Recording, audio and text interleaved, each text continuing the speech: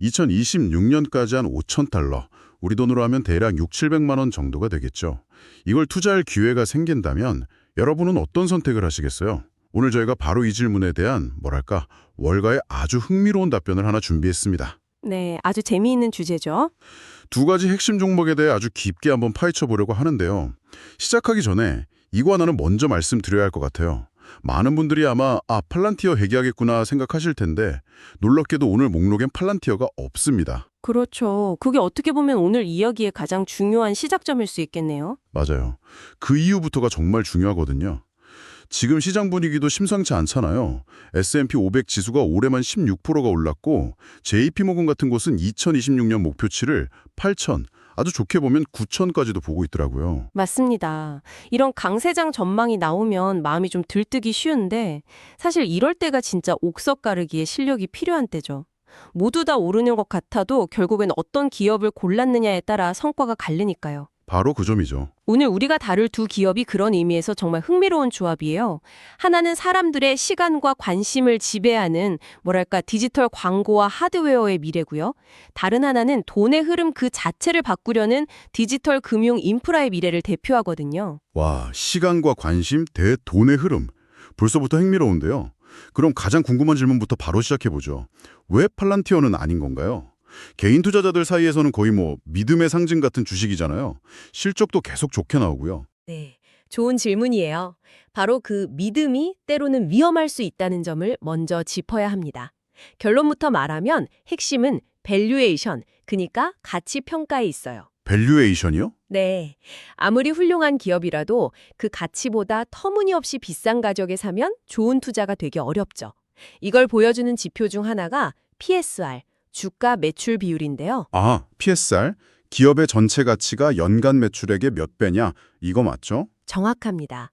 회사가 1년에 100억을 버는데 시가총액이 1,000억이면 PSR이 10배가 되는 거죠. 그런데 팔란티어의 PSR은 S&P 500에 속한 모든 종목을 통틀어서 거의 가장 비싼 수준이에요. 모든 종목 중에서요? 네.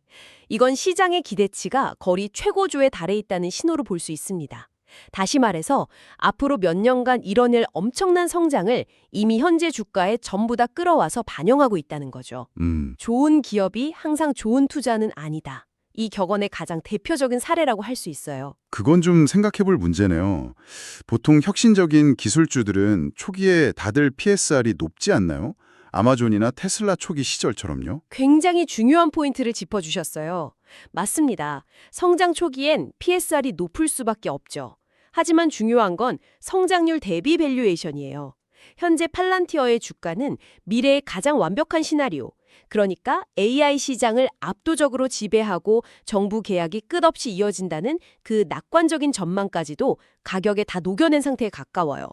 기대치가 너무 꽉 차 있다는 거군요. 그렇죠. 만약 여기서 작은 실수 하나라도 나오거나 성장세가 시장 기대에 조금이라도 못 미치면 주가가 크게 흔들릴 수 있는 거죠. 우리는 그 정도의 리스크 대신에 아직 성장 잠재력이 주가에 충분히 반영되지 않은 좀 더 합리적인 가격표가 붙은 기업을 찾아보자는 겁니다. 알겠습니다. 기대가 너무 높아서 오히려 위험할 수 있다. 이해가 되네요. 그럼 팔란티오 이야기는 이 정도로 하고 본격적으로 월가가 주목하는 첫 번째 기업으로 넘어가 보죠. 바로 메타 플랫폼스입니다. 네, 메타죠. 이건 정말 누구에게나 익숙한 이름인데요. 네, 하지만 우리가 아는 그 페이스북, 인스타그램의 회사가 맞나 싶을 정도로 최근 모습은 많이 달라졌습니다. 최근 3분기 실적만 봐도 매출이 26%나 성장했어요. 26%요? 네. 그 큰 회사가? 네, 거대한 기업 규모를 생각하면 엄청난 수치죠. 그리고 더 놀라운 건 스마트 글래스 시장 점유율이 무려 73%에 달한다는 점입니다. 73%요? 솔직히 제 주변에서 스마트 글래스 쓰는 사람을 본 적이 없는데 시장이 벌써 그렇게 형성되어 있다는 게 좀 놀랍네요. 아직은 대중화 단계는 아니죠. 하지만 개발자나 얼리 어답터 시장을 중심으로 아주 빠르게 생태계를 구축하고 있는 겁니다. 바로 이 지점이 현재 메타를 바라보는 핵심 투자 포인트와 연결이 돼요. 지금의 메타는 크게 세 가지 엔진으로 움직이고 있다고 보시면 됩니다. 세 가지 엔진이요? 네, 첫 번째는 역시 AI 기반 광고 모델입니다. 이건 저도 체감해요.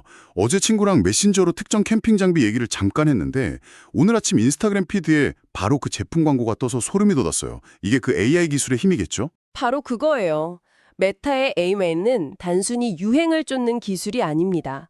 광고주들이 단 1달러를 쓰더라도 가장 구매 확률이 높은 사람에게 광고를 보여주게 만드는 직접적인 수익 창출 엔진인 거죠. 수익 창출 엔진. 네. 이 엔진이 점점 더 정교해지면서 메타의 광고 수익은 계속 성장하고 있는 거고요. 두 번째 엔진이 바로 아까 말씀드린 차세대 컴퓨팅, 스마트 글래스입니다. 73% 점유율에. 맞아요. 마크 저커버그가 스마트 글래스는 미래의 주 컴퓨팅 기기가 될 것이라고 여러 번 말했잖아요. 스마트폰 다음 시대를 지배할 플랫폼을 선점하겠다는 야심이죠. 73%라는 시장 점유율은 미래 플랫폼의 표준을 메타가 쥐고 있다는 강력한 신호탄이 셈이에요. 스마트폰 시대에 애플과 구글이 앱스토어로 생태계를 장악했던 것처럼 스마트 글래스 시대에는 메타가 그 역할을 하겠다. 이런 큰 그림이군요. 근데 한편으로는 좀 회의적인 시선도 많잖아요. 메타버스는 아직도 실체가 불분명하고 애플의 비전 프로 같은 강력한 경쟁자도 있고요. 정확한 지적입니다. 그게 바로 메타의 가장 큰 리스크이기도 하죠. 이 스마트 글래스에 대한 베팅이 실패하면 어떻게 되나요? 메타의 전략은 애플과는 조금 달라요.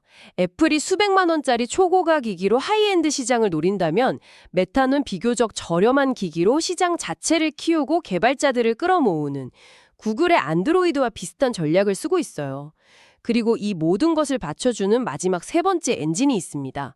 바로 완성된 수익 구조예요. 완성된 수익 구조요. 네, 강력한 AI 광고 모델에서 번 돈으로 스마트 글래스 같은 미래 기술에 막대한 투자를 할 수 있는 체력이 있다는 거죠. 그리고 만약 스마트 글래스가 새로운 플랫폼으로 자리 잡으면 그 위에서 또 다른 광고와 서비스로 수익을 내는 완벽한 선순환 구조가 만들어지는 겁니다. AI 더하기 광고 더하기 하드웨어라는 세 개의 톱니바퀴가 딱 맞물려 돌아가는 거군요. 바로 그겁니다. 근데 그 톱니바퀴 중 하나, 예를 들어 스마트 글래스가 시장에서 외면받는다면 전체 모델이 위험해질 수도 있겠네요. 물론이죠. 그게 바로 이 투자의 핵심 변수입니다. 하지만 현재로서는 메타의 주가 수익 비율 PER이 29배 수준이고 향후 3년간 연평균 이익 성장률 전망치가 16%에 달해요. 이 정도 성장성을 가진 빅테크 기업 중에서는 밸류에이션 부담이 상대적으로 적은 편이라 리스크를 감안하더라도 충분히 매력적인 구간이라고 분석하는 거죠. 알겠습니다. 메타가 사람들의 시간과 관심이라는 디지털 자산을 지배하려는 그림이라면 두 번째 기업은 완전히 다른 영역, 바로 돈 그 자체를 다루는군요. 네, 이건 정말 다른 차원의 이야기죠. 이름이 조금 생소해요. 서클 인터넷 그룹이라고요? 네, 서클은 앞으로 디지털 금융의 판도를 바꿀 수도 있는 아주 중요한 기업입니다. 가장 쉽게 설명드리면 우리가 아는 스테이블 코인 USDC를 발행하고 운영하는 회사예요. USDC? 가상자산에 관심 있는 분들이라면 한 번쯤 들어보셨을 이름이네요. 항상 1달러 가치에 고정되어 있는 코인이죠. 근데 솔직히 스테이블 코인이라고 하면 몇 년 전 테라 루나 사태 때문에 좀 불안한 이미지가 먼저 떠오르거든요. USDC는 뭐가 다른 건가요? 질문입니다. 그 트라우마 때문에 많은 사람들이 스테이블 코인 시장 전체를 오해하고 있죠. 테라루나는 수학적 알고리즘에 기반한 실물 담보가 없는 코인이었어요. 반면 USDC는 전혀 다릅니다. 어떻게 다른가요? USDC의 강점은 첫째, 투명성과 규제 친화성이에요. 미국과 유럽의 금융당국 감독을 가장 적극적으로 수용하고 협력하는 스테이블 코인이고요. 둘째, 그리고 가장 중요한 건 100% 실물 담보라는 점입니다. 100%요? 네, 시중에 유통되는 USDC 토큰 1개당 서클은 실제 미국 단기 국채 1달러어치를 100% 준비금으로 보유하고 있어요. 그리고 이걸 세계적인 회계 법인을 통해 정기적으로 감사받고 투명하게 공개하죠. 신뢰도 면에서 근본적으로 다릅니다. 그렇다면 서클은 대체 어떻게 돈을 버는 거예요? 코인 거래 수수료를 받는 건가요? 바로 여기서 서클의 비즈니스 모델이 가진 진짜 매력이 드러나요. 서클은 코인 가격 변동으로 돈을 버는 투기적인 회사가 아닙니다. 주된 수익원은 USDC를 담보하기 위해 보유하고 있는 수백억 달러 규모의 미국 국채에서 나오는 이자 수익이에요. 국채 이자 수익이요? 네, 마치 국가 규모의 거대한 머니마켓 펀드 MMF를 운영하는 것과 비슷하다고 생각하시면 됩니다. 잠시만요. 그럼 연준이 금리를 내리기 시작하면 서클의 핵심 수익원인 국채 이자 수익도 줄어든다는 뜻 아닌가요? 지금 같은 고금리 환경이 끝나면 성장세가 꺾일 수도 있겠네요. 맞아요. 그게 바로 서클의 수익 모델에 내재된 가장 큰 변수죠. 금리 정책에 직접적인 영향을 받아요. 하지만 서클은 이걸 단순한 이자 수익 사업으로만 보지 않습니다. 여기서 벌어들인 현금을 바탕으로 훨씬 더 큰 그림을 그리고 있거든요. 더 큰 그림이라면요? 바로 미래 성장 동력인 서클 페이먼트 네트워크 CPN과 자체 블록체인 아크체인이에요. 그건 뭔가요? CPN은 은행 시스템을 거치지 않고 전 세계 어디로든 거의 수수료 없이 즉시 돈을 보낼 수 있는 결제망입니다. 와, 지금 우리가 해외 송금할 때 드는 비싼 수수료와 며칠씩 걸리는 시간을 생각하면 이게 얼마나 파괴적인지 알 수 있죠. 기존의 국제은행 간 통신협정, 그러니까 스위프트망에 대한 직접적인 도전이 될 수도 있겠네요? 바로 그 지점입니다. 그리고 자체 블록체인인 아크체인까지 개발하고 있다는 건 단순히 다른 블록체인 위에서 돌아가는 앱이 아니라 미래 디지털 금융의 핵심 인프라, 즉 운영체제 OS가 되겠다는 목표를 보여주는 거죠. 와, 스테이블 코인 시장 전체가 2030년까지 연평균 54%라는 엄청난 속도로 성장할 것으로 전망되는데 서클은 그 시장의 중심에서 가장 신뢰받는 플레이어로서 인프라 자체를 장악하려는 전략을 쓰고 있는 겁니다. 겉보기엔 암호화폐 기업 같지만 본질은 국채이자를 기반으로 한 안정적인 현금 흐름을 바탕으로 미래의 글로벌 결제망을 구축하려는 금융인프라 기업이다 이 말씀이시군요. 네, 정확합니다. 정말 흥미롭네요. 화면을 지배하는 기업 메타와 돈의 흐름을 지배하려는 기업 서클. 그럼 이제 가장 실용적인 질문으로 넘어가 보죠. 우리에게 주어진 5,000달러. 이 두 기업에 어떻게 배분하는 게 좋을까요? 가장 직관적이면서도 효과적인 전략은 메타에 2,500달러, 서클에 2,500달러를 투자하는 50대 50 분할 투자라고 생각해요. 50대 50이요? 네, 이 전략의 핵심은 단순히 자산을 둘로 나누는 걸 넘어서 서로 다른 성격의 성장 엔진을 동시에 보유하는 데 있습니다. 서로 다른 성격의 성장 엔진이라는 게 구체적으로 어떤 의미인가요? 메타는 분석했듯이 AI, 광고, 하드웨어를 중심으로 하는 대표적인 기술 기업이잖아요. 경기가 좋고 소비 심리가 살아날 때 더 폭발적으로 성장할 수 있는 기업이죠. 그렇죠. 반면 서클은 스테이블 코인, 글로벌 결제, 국채 이자를 기반으로 하는 금융 인프라 기업이에요. 돈의 이동과 보관이라는 가장 기본적인 금융 활동을 담당하죠. 이건 경기가 좋든 나쁘든 꾸준히 필요한 서비스거든요. 오히려 금융시장이 불안정할 때 안전자산인 USDC에 대한 수요가 늘어날 수도 있고요. 서로 다른 시정 환경과 규제에 영향을 받기 때문에 한쪽이 주춤할 때 다른 한쪽이 포트폴리오 전체의 안정성을 지켜주는 효과를 기대할 수 있는 거죠. 아하, 그러니까 공격적인 기술 성장주와 안정적인 금융 인프라 성장주를 반반씩 담아서 서로 보완하도록 만드는 전략이군요. 마치 포트폴리오에 단거리 스프린터와 장거리 마라토너를 함께 두는 것과 비슷하네요. 오, 아주 좋은 비유입니다. 단기적인 변동성은 있겠지만 2026년까지 바라본다면 AI 혁신과 디지털 금융 혁신이라는 두 개의 거대한 흐름에 동시에 올라타는 아주 균형 잡힌 전략이 될 수 있죠. 좋습니다. 그럼 마지막으로 이 포트폴리오를 운영하면서 우리가 2026년까지 꾸준히 지켜봐야 할 핵심 변수들, 이걸 다시 한번 정리해 볼까요? 어떤 신호등을 주시해야 할까요? 네, 지금까지 나눈 이야기 속에 답이 다 들어 있습니다. 다시 정리해보면 첫째는 역시 중앙은행의 금리 정책입니다. 금리 정책. 네, 특히 서클의 수익 모델과 직결되기 때문에 연준의 금리 사이클을 계속 주시해야 하고요. 둘째, AI 산업의 경쟁 구도. 메타가 현재 잘하고 있지만 구글, 아마존 같은 거대 기업들과의 경쟁이 어떻게 전개되는지 봐야겠죠. 그렇죠. 셋째는 글로벌 스테이블 코인 규제입니다. 이건 서클에게 가장 큰 리스크이자 기회가 될 수 있어요.